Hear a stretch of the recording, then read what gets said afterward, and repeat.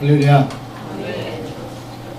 오늘도 하나님의 거룩한 은혜가 우리 온 교회와 성도들에게 함께 하시기를 소망합니다.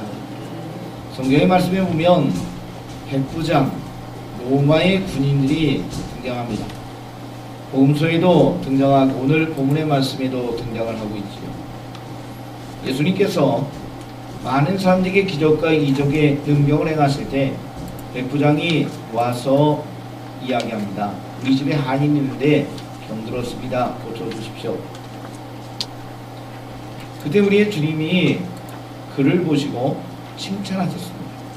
왜냐하면 주님이 가겠다라고 그랬더니 주님이 오시는 것을 내가 감당할 수 없습니다. 말씀만 하시옵소서 라고 이야기하셨습니다. 그래서 그 모습을 보시고 주님이 이스라엘에서 이만한 믿음을 보지 못했다고 하면서 그의 믿음을 칭찬했습니다. 예수님이 고난당하시고 십자가에 죽으시는 현장에도 그것을 주의하는 백부장이 있었는데 그 백부장이 예수님이 죽으시는 십자가에서 고난당하시는 모습을 보고 운명하셨을 때 이는 하나님의 아들이다라고 인정했던 이야기를 우리는 말씀을 통하여 보았죠. 오늘 본문의 말씀에도 백부장이 등장합니다. 근데 백부장은 우리가 기본적으로 생각해보면 로마의 군인이고 로마의 100명의 부하를 거느린 장교라고 생각하시죠.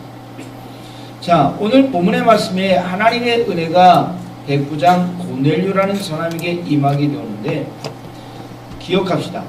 고넬료가 보통 일반 백부장이었다면 그랬을까요? 생각해 봅시다. 아니지요.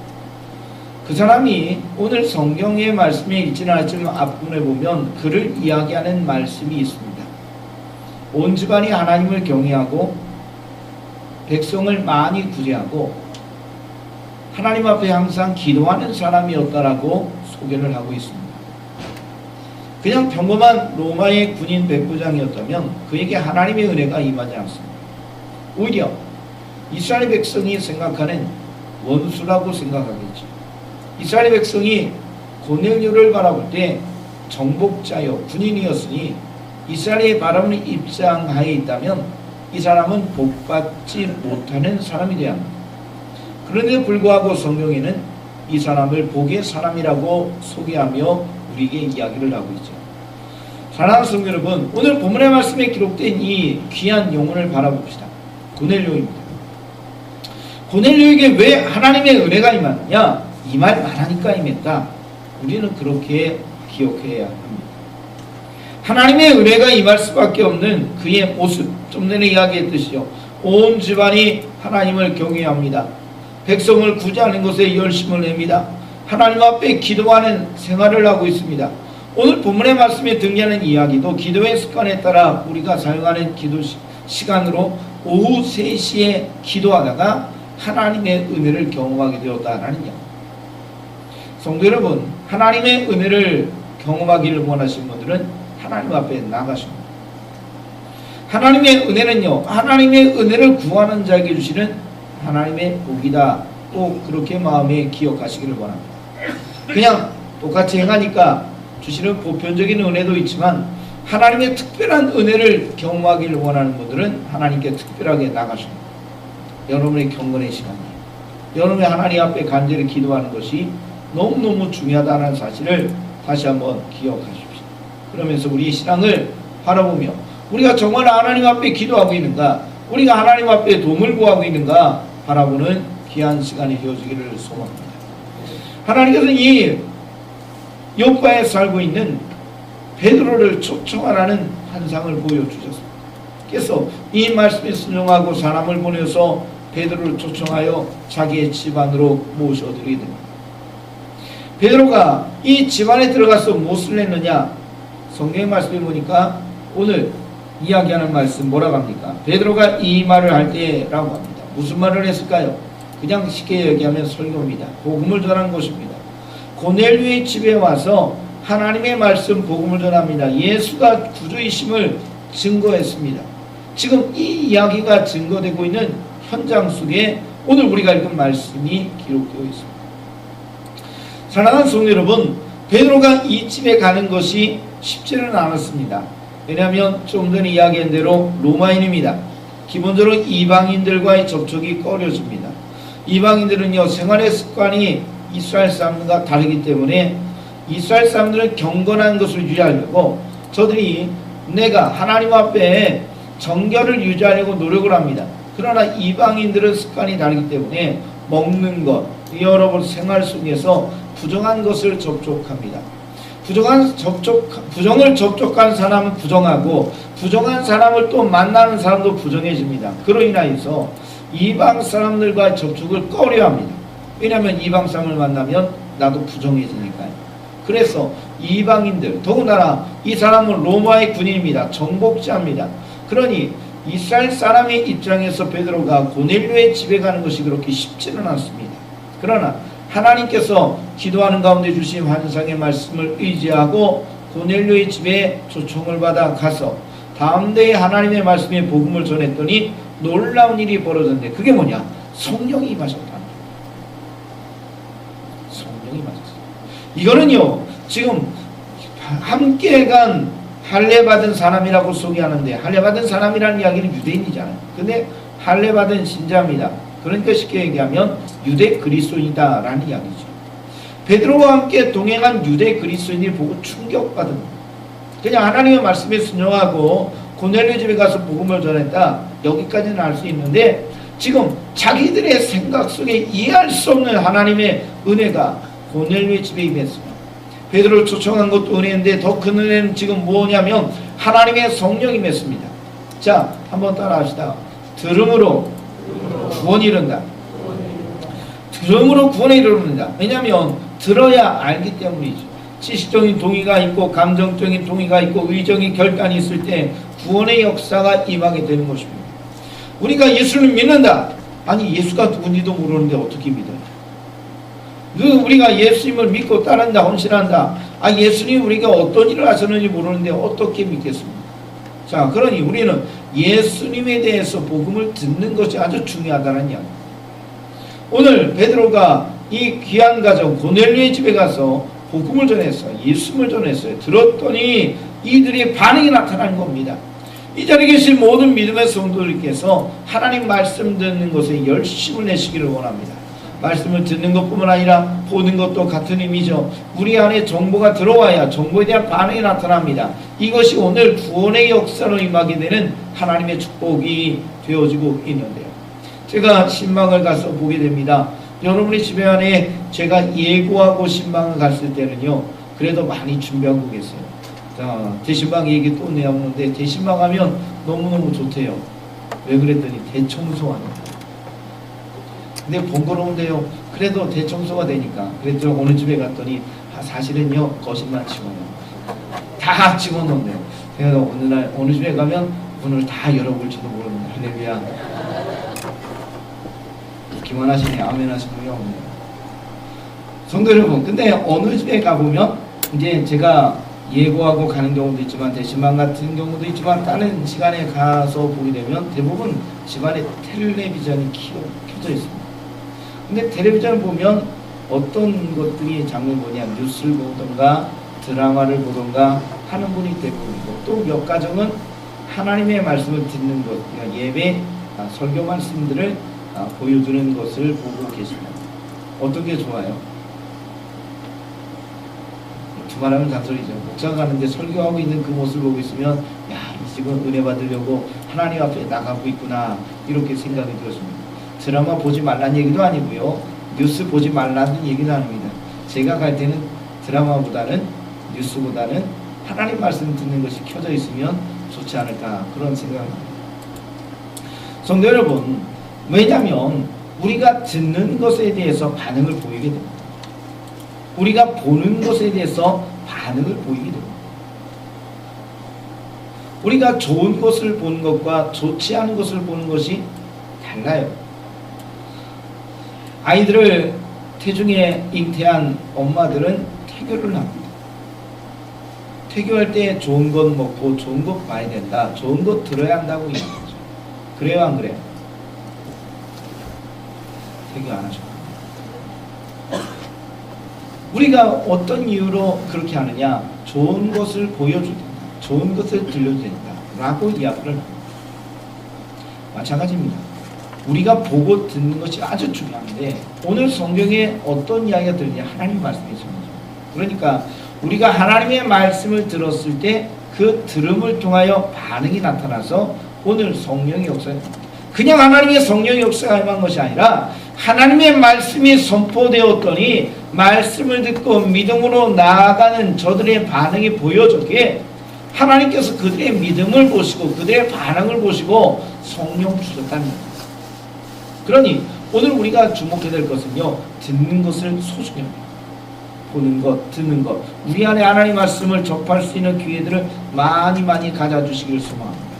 그래야 여러분이 하나님의 말씀을 들으면 들을수록 하나님의 은혜를 더 경험하게 되니 하나님 말씀을 듣는데 열심을 내시는 모든 성도가 되시기를 소망합니다. 자, 근데 지금 고넬료의 집은요, 그냥 반응이 나타난 거예요. 말씀을 들으니까 하나님의 은혜를 경험하니까 반응이 나타난 거예요. 그런데 오늘 충격받은 것은 뭐냐면 베드로와 함께 간 유대 그리스도인이랍니다. 저들의 생각을 가지고는 하나님의 성령이 저들의 집에 임할 수 없는 거예요. 왜냐하면 저들은 이방인입니다. 이방인은 멸망받을 자지 구원받을 자가 아니거든요. 근데 이상하게도 하나님께서 성령의 은혜를 이 집안에 있는 모든 사람에게 베풀어 주셨어요. 베드로는 충격받은 거예요. 함께 간 유대 그리스도인이 충격받은 거예요. 어째요 이런 일이 벌어졌느냐? 그들의 사고관을 깨뜨렸습니다. 고정관념을 깨뜨렸습니다. 유대인밖에 아니라고 생각했는데 지금 이방인들이 구원을 받게 되는 사건이 벌어집니다. 바라기는 오늘 이 자리에 있는 믿음의 성도들께서 오늘 이 이야기를 바라보면서 우리의 생각의 틀을 깨뜨리시는 귀한 결단이 있기를 원합니다. 생각의 틀을 깨뜨려야 성장하게 됩니다. 그 틀을 깨뜨리시고 하나님의 말씀으로 새로워지시는 거룩한 주의 자녀가 되시기를 소망합니다. 하나님의 성령이 많으니까 베드로가 결단합니다. 그동안 갖고 있던 생각의 틀을 깨뜨렸어요. 깨진 거예요. 그러니까 이제 결단하게 합니다. 뭐라고 선포합니까? 하나님의 성령이 많으니까 누가 저들이 세례 베품을 금할 자가 있겠냐. 그러니까 저들이 지금 세례를 받는 것에 대해서 누가 안 돼요! 라고 이야기할 수 있겠느냐라는 이야기. 그 전까지는 됐어요. 자기도 그렇게 생각했어요. 근데 지금 이 현상을 바라보고 어느 누구도 이방인에게 세례 베푼다라는 것에 대해서 금할 자가 없다라고 선포하고 있는 것입니다. 왜냐하면 하나님의 성령이 임하셔서 저들에게 방언도 말해주고 하나님의 성령의 역사가 임하는 현상이 보여집니다. 이미 하나님께서 허락하셨는데 우리 인간이 그것을 금하겠느냐 아니란 이야기예요. 어느 누구도 금할 수 없어요. 이방인 그리스도인들을 향하여 세례 베푸는 이 놀라운 일들에 대해서 이제는 어느 누구도 금할 수 없다. 그러니까 이방인들도 하나님의 구원의 은혜로 들어가고 이 이방인이 세례 받는 것에 대해서 금할 수 없다는 이야기를 선포하고 있습니다. 그리고 나서 예수의 이름으로 세례가 이 귀한 가정에 베풀어지게 되었습니다. 성도 여러분, 오늘 본문의 말씀에 등장하는 이야기는 너무너무 중요한 이야기. 고넬료가 우리가 알고 있듯이 1호입니다. 1호. 이방인 가정의 구원의 1호입니다. 이로 인하여 이방인들에게 예수의 복음이 증거되는 것이 자유롭게 진행되었고 하나님의 구원의 역사가 오늘 이 시대 우리까지 흘러 하나님의 은혜가 이어진 줄 믿습니다. 만약에 이 본문의 말씀에 능력이 나타나지 않았다면 땅끝까지 복음을 전하는 것에 대한 단절이 있었을 거예요. 자, 땅끝이 어디예요? 땅끝까지 갈 수는 있어요. 근데 땅끝에 가서도요, 우리는 누굴 만나면 한국 사람 만나요. 이게 또 대단하더라고요. 그쵸? 여기는 한국 사람 없을 거야 하는데 거기 가도 한국 사람이 있어요. 참 많습니다. 특별히 관광지에 가면 한국 사람이 많더라고요. 제가 언젠가도 이야기했지만 성지순례 갔더니 이스라엘에 갔더니 거기 한국 사람이 많아요. 시내산에 올라갔더니 거기도 한국 사람이 많아요. 우리만 기도하는 데 갔더니 저기도 기도하더라고요. 그래가지고 참 한국 사람들은 다 여기 왔나 보다 그런 생각을 했던 기억이 있어요. 자, 무슨 이야기냐면 디아스포라 유대인이라고 그러죠. 해외에 나가서 외국에 살고 있는 유대인입니다. 그러니까 땅끝까지 복음을 전파한다는 그런 개념을 저들이 수용을 하긴 했지만 이방인들의 구원이 아니라 1차적으로는 땅끝까지 간다 할지라도 유대인들에게 복음을 전해야 한다라는 기본적인 생각의 틀로 시작한 거예요. 그런데 우리의 주님께서 고넬료를 만나게 하시고 고넬료 가정의 복음이 선포되고 성령이 임하게 되는 이 사건을 통하여 그들의 개념이 바뀐 거예요. 땅끝은 이방이라는 거예요. 땅끝은 유대인들을 만나는 것이 아니라 유대인들을 포함하여 이방이 많은 예수 믿지 않는 사람, 하나님의 구원의 은혜 속에 들어보지 못하는 많은 사람을 만날 수 있도록 하나님이 길을 열어주셨습니다. 이것이 오늘 본문의 말씀에 등장한 위대한 하나님의 축복의 메시지죠. 이 이야기가 있었기 때문에 땅끝이 변화가 일어나는 겁니다. 디아스포라 유대인이 아니라 그들을 포함하여 예수 믿지 않는 하나님을 모르는 수많은 이민족들을 향하여 이방인들에게 복음이 증거되게 된 줄 믿습니다. 자, 오늘 우리가 하나님 앞에 이 세례에 대한 귀한 의미를 함께 생각해 봅니다. 세례가요, 오늘 본문의 말씀이 너무너무 중요하죠. 세례를 통하여 이 귀한 가정에 구원의 역사가 임했다는 증거가 선포되고 있습니다. 이 자리에 계신 분들이 세례를 받으신 분도 대부분이고 오늘 또 세례 받으신 분이 있고 앞으로 또 세례 받으셔야 할 분들도 있습니다. 세례를 우리가 어떻게 생각하느냐, 그냥 교회만 받는 것이다, 그렇게만 생각하지 마시고요. 세례의 의미는 물속에 들어가고 나오는 겁니다. 내가 그리스도와 함께 죽고 내가 그리스도와 함께 다시 살아나는 새로운 피조물로서 새롭게 되는 것이죠. 예수님께서 니고데모를 만날 때 물과 성령으로 거듭나야 한다고 말씀하셨는데 거기에서 말하는 것이 세례를 가르쳐 이야기를 하는 것입니다. 그래서 세례는 구원받은 증표로 놀라운 하나님 주신 구원의 메시지로 우리에게 증거되는 것입니다. 그래서 세례는 우리가 1년에 한 번 벌어질 수는 있지만 개인적으로는요, 우리에게 있어서 하나님의 은혜 속에 평생도록 한 번 받게 되는 귀한 일이죠. 바라기는 우리 교회가 지속들이 구원의 역사를 이루는 세례가 1년에 한 번이 아니라 2번, 3번 계속해서 이어지는 은혜로 나아가기를 소망합니다. 그것이 구원받은 귀한 기쁨의 은혜로 하나님께 영광 돌리게 되는 것이죠. 다시 한번 기억하시기를 원합니다. 성경에 등장하는 세례, 오늘 우리에게 아주 중요한 것입니다.